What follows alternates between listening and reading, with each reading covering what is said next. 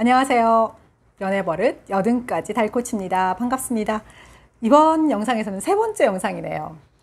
네, 경계선 인격을 가지신 분들, 여자분 입장에서 만남에 대한 것부터 제가 말씀을 드리고요. 네, 그 다음에 구속과 집착이 시작되는 그 시점에서부터의 연애 모습 말씀드리도록 할게요. 자, 우선 경계선 인격을 가지신 여자분들 보시면은 상당히 좀 친절하고 좀 상냥하고 좀 미소 띈 얼굴로 상대를 이렇게 대하는 게 있어요. 그러다 보니까 좀 매력을 좀 어필할 수가 있겠죠. 그리고 좀 친근하게 좀 사람을 이렇게 좀 대하는 게 있어요. 그러다 보니까 또 얼굴도 예쁘세요. 뭐 제가 보기엔 그랬습니다. 네, 그런 분들이 대부분 외모도 이렇게 출중하시고 그런 분들이 좀 많으시더라고요. 뭐 많이들 제가 뭐 경험을 한 건 아니지만 제가 볼 때는 대부분이 그랬습니다. 네, 그러다 보니까 상대에게 있어서의 그런 그 매력적인 어필이 좀 되세요. 그래서 이런 분들이 또 어떤 분에게 또 매력을 느끼느냐라고 한다면 좀 카리스마 있고 자신감 있고 뭐 이런 분들이겠죠.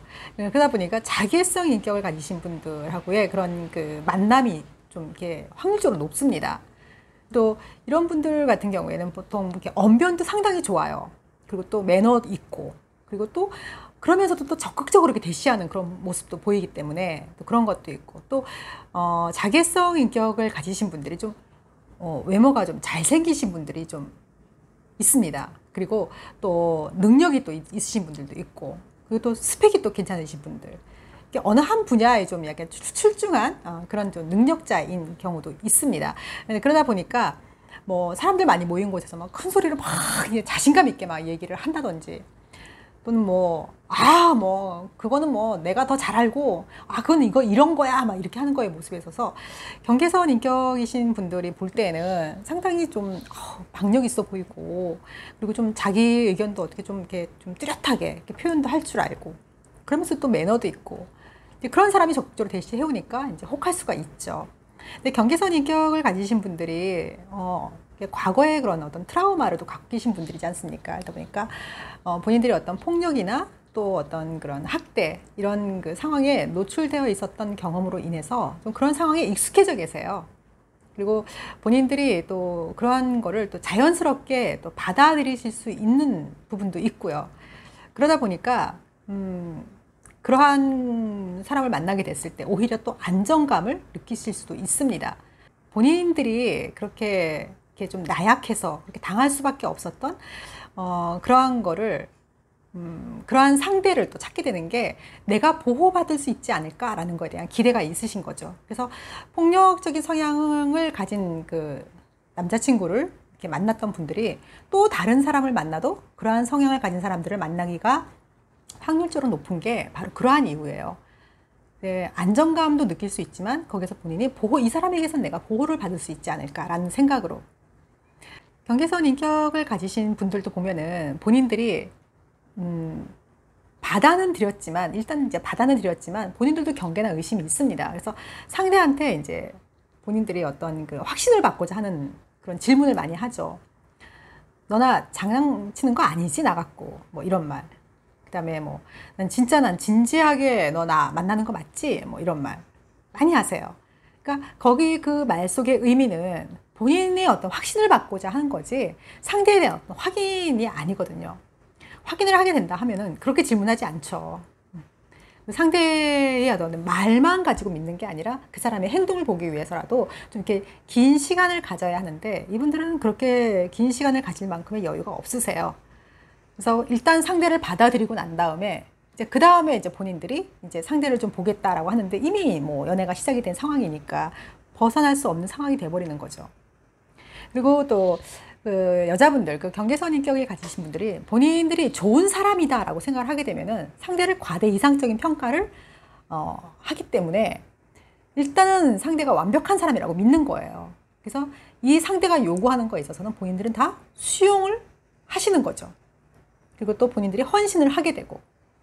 그래서 이분들이 본인들이 이제 이렇게 좋은 사람이다라는 생각을 갖게 되면은 본인이 가진 거 다 퍼줘요. 근데 가진 거 한도 내에서만 풀면 되는데 그 이상을 초과해서도 상대에게 베풉니다. 또 그런 특징이 있어요, 이분들이. 그래서 뭐 상대가 어떠한 요구를 하든 다 수용을 하는 거죠. 뭐 옷차림 가지고 뭐 짧은 치마, 뭐 비치는 거, 뭐 파인 거, 뭐 그런 거 입지 마라 그러면 안 입죠, 이분들이. 상대가 싫어한다고 하니까. 이 완벽한 사람이 나한테 요구하는 거니까. 그러면서 다 너를 사랑해서 그러는 거야. 내가 너를 좋아하기 때문에 내가 이런 요구를 하는 거야. 다른 사람이 너 보는 거 싫다고. 그리고 다른 사람한테 너가 그렇게 하고 다니면 해픈 여자로 보여. 난 그게 싫다고. 이렇게 얘기를 하죠. 그러니까 나는 사랑받는다 라고 생각을 하시는 거예요. 존중받지 못한다라는 생각을 못 하시는 거죠. 그리고 뭐 친구 관계도 마찬가지예요. 다른 사람들 만나는 거에서 상당히 불쾌함을 많이 드러내십니다. 그래 알았어. 만나 라고 해놓고 만나고 오고 난 다음에 이제 막 굉장히 그런 걸 막 이렇게 툴툴거리고 막 안 좋은 막 그런 얘기하고. 근데 이분들 경계선 인격이신 분들은 또 많은 친구들이 있는 것도 아니지만 또 내가 좋은 사람이라고 또 그렇게 평가하고 있는 사람이 또 그렇게 하니까 또 그런 것도 또 말 잘 들으세요. 또 수용을 합니다. 그래서 이분들이 이제 상대를 이제 마음을 이제 조정하려고 그러고 내 뜻대로 휘두르려고 그렇게 하면서 그래서 이분들이 많이 쓰시는 게 이중 메시지예요. 이중 구속이라고도 합니다만. 그러니까 마음과 다른 표현을 하는 거죠. 이제 거기서 가장 많이 흔히들 쓰시는 게 사실대로 말하면 내가 문제 삼지 않을게. 사실대로 말해서 문제 삼지 않는 경우는 거의 없어요. 나는 괜찮아. 네, 너가 필요한 거 사. 했는데 정작 정말 본인 걸 사지 않았을 때 그 차가운 뭐 말투, 그리고 막 틱틱거리는 모습, 뭐 뚱해서 막 연락도 잘 안 받고 막 이런 모습도 보이고 그런 걸 이제 느끼게 되면은 반복적으로 느끼게 되면은 조심하게 되죠. 그러니까 이건 사지 말라고 해도 내가 알아서 그냥 사줘야겠구나 이렇게 되는 거예요. 내가 알아서 하는 거죠. 그런 게 사람 심리 조정하는 거예요. 그러니까 엄마들이 어린아이들한테 학교 가지 마, 밥 안 먹으려면 학교 가지 마 그러는 말. 사실 진짜로 학교 가지 말라는 건 아니잖아요. 그러니까 그런 말을 자주 듣게 되면 아이들이 그런 말을 들었으면서도 그와 다른 행동을 하게 되는 거죠. 이제 가까이 있는 사람도요, 이중 메시지에 길들여지다 보면은 헷갈려요. 이게 진짜 그 말을 원해서 하는 건지, 이게 다른 숨은 뜻이 있는 건지. 정상적인 사람도 딱 미칩니다. 딱 조용병 걸리기 딱 좋아요. 이런 이중 메시지가. 근데 이분들은 그걸 아무렇지도 않게 쓰시죠. 그리고 또 나 지금 뭐 기분 별로 안 좋으니까 나 좀 혼자 있게 내버려둬. 뭐 다투고 난 뒤에 뭐 그런 표현 또 하시게 되면은 정말 기분이 안 좋아서 그냥 내버려둬야겠구나. 그래서 이제 뭐 자리를 좀 피해주고 나면은 그러죠. 넌 나 사랑하지 않아. 넌 나한테 관심이 없어. 난 너 진짜 사랑하는데 너는 나한테 진짜 너 그렇게 그냥 가는 거 보고 이제 이렇게 표현을 하세요.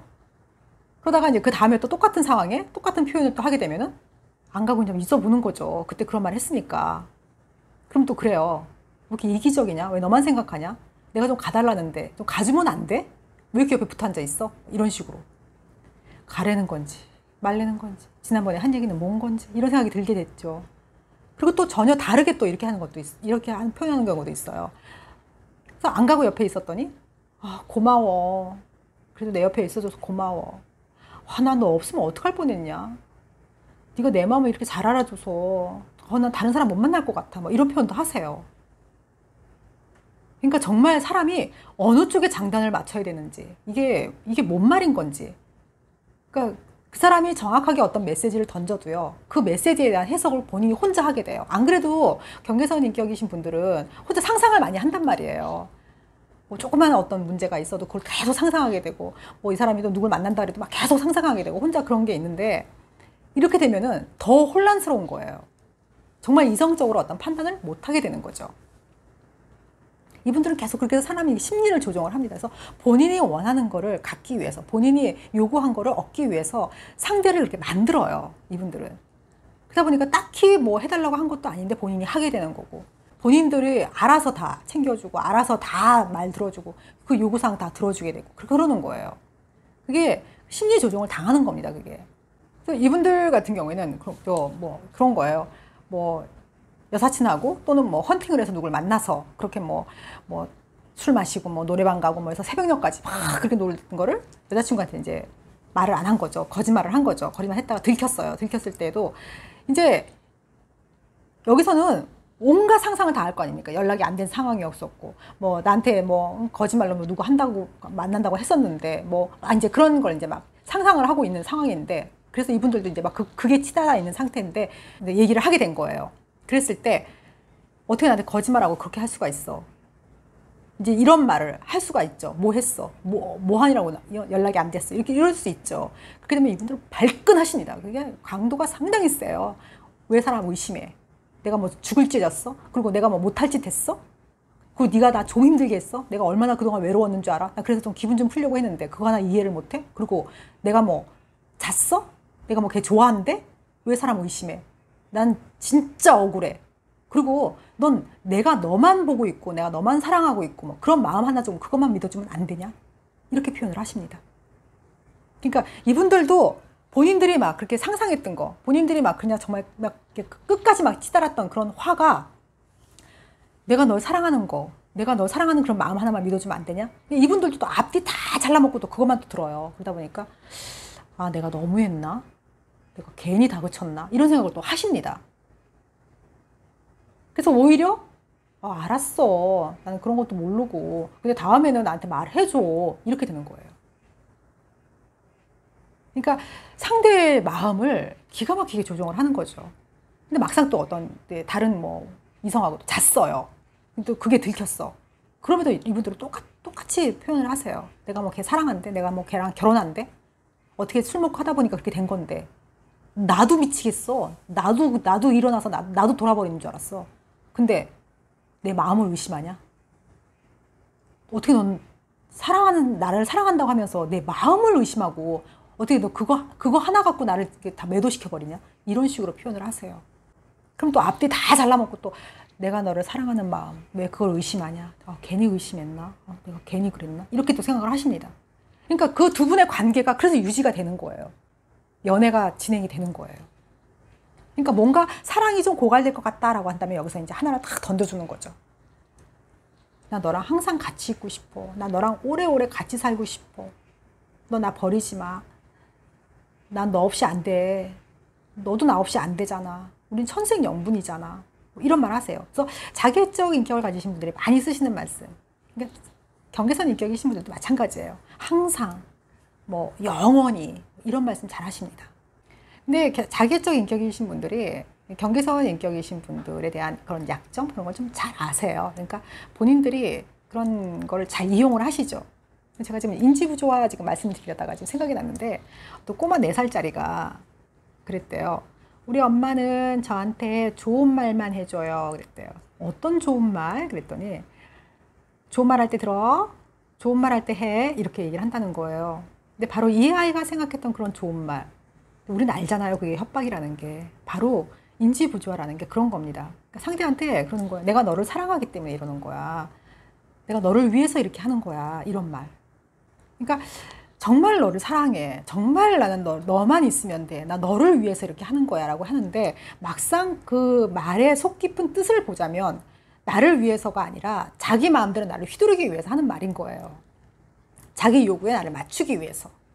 그래서 경계선 인격이신 분들이 또 자존감이 낮고 또 본인들이 뭘 원하는지 내가 또 뭘 요구를 해야 되는 건지에 대해서 잘 모르세요. 그러다 보니까 상대에게 그냥 무조건 의존적으로 그냥 상대에게 다 맞춰가는 거예요. 그러니까 뭘 하려고 하더라도 물어보게 되고 뭐 어디 뭐 간다 하더라도 상대한테 뭐 허락받아야 되고 그런 걸 자꾸 보이시는 거죠. 그래서 이 자기애적 인격을 가지신 분들은 또 다른 데 가서는 또 그래요. 쟤는 나 없으면 안 돼. 아무것도 못해, 쟤. 이런 식으로. 상당히 무능한 사람으로 또 만들죠. 또 경계선 인격이신 분들 같은 경우에는 본인들이 스스로가 또 이제 뭐 그런 버림받는 거에 대한 그런 거에서도 상당히 불안함을 느끼고 계시고 또 본인들 스스로가 또 감정이 왔다 갔다 또 하시니까 그런 것도 본인들이 알고 계시거든요. 그러니까 그런 것 때문에도 상대가 내가 그러한 거를 자꾸 보이다 보니까 상대에게 내가 자꾸 이러한 모습을 보이니까 상대도 이런 부분에서 나를 좀 거부할 수 있겠구나라는 생각을 합니다, 이분들이. 그럼에도 불구하고 상대의 버림당하는 거에 대해서 두려움도 있지만 아, 이건 좀 아니야 라는 생각도 갖고 계세요. 이건 뭔가 좀 이상해 라는 것도 갖고 계세요. 근데 마음 안에서 이 사람이 나를 필요로 하고 나도 이 사람이 필요하고 이 사람이 나를 사랑하고 있다고 그랬어. 그 마음이 이 머리를 이기는 거예요. 그러다 보니까 생각은 그렇게 하고 있지만 한 번씩 내가 또 진통제를 맞을 때마다 이게 이렇게 희석돼 버리는 거죠. 그래서 다시 또 막 하하호호가 되는 거고. 그러니까 가장 무서워하는 말 쓰는 거죠, 이분들이. 뭔가 자기가 기분이 나쁘거나 뭔가 불리한 상황이 되게 되면. 그럼 못 만나, 우리. 이 관계 이제 여기서 끝나야 되는 거야. 아니면 뭐 시간을 갖자. 그렇게 되면 이제 뭐 겁이 덜컥 나는 거죠. 그런데도 불구하고 이제 상대도 머리에 있었던 게 있으니까 이제 그걸 이제 확 탕 부딪히게 되고. 돌아서 생각해 보면은 그건 또 내가 너무 다그친 것 같고 괜히 내가 의심한 것 같고 내가 너무 혼자서 막 그렇게 앞서갔던 것 같고 이런 생각을 하시는 거죠. 그러다가 안 돼, 이러다 정말 끝나면 어떡해. 그리고 또 그 사람의 속마음은 또 그게 아닐 거야. 그동안 세뇌당했던 게 있기 때문에 그것 때문에 또 이제 상대한테 이제 매달리게 되고 붙잡게 되고. 바로 안 받아주세요. 자기애적인 성격을 가지신 분들은 본인의 요구사항 또 얘기해야죠. 그동안 내가 너 얼마나 힘들었는지 알아. 친구 만나는 것도 그렇고 대인관계 다른 사람 만나는 것도 그렇고 너 그런 거 다 간섭하고 뭐 사람 너 좀 힘들게 해. 난 그런 거 진짜 난 이제 지쳤어. 난 너무 힘들어. 나 그런 것 때문에 막 그런 걸로 이제 본인이 이제 상대가 말을 들어주기를 바라는 마음에서 막 그렇게 이제 퍼붓는 거죠. 그러면 이제 어떻게 해요? 그래도 일단 붙잡아야 되니까 알았어, 미안해, 안 그럴게, 이렇게 되는 거죠. 그러니까 이제 난 너 없이면 안 돼, 너 나 버리지 마, 이런 말로 해서 상대를 잡으려고 하시는 게 이제 그런 말을 하는 이유가 이제 나오는 거죠.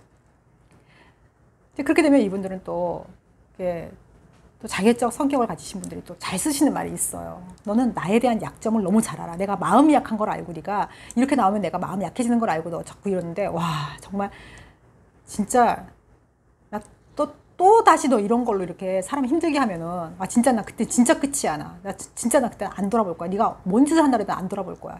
이렇게 하면서 은근슬쩍 또 다시 만나게 되는 거죠. 반복하세요. 계속 반복하십니다.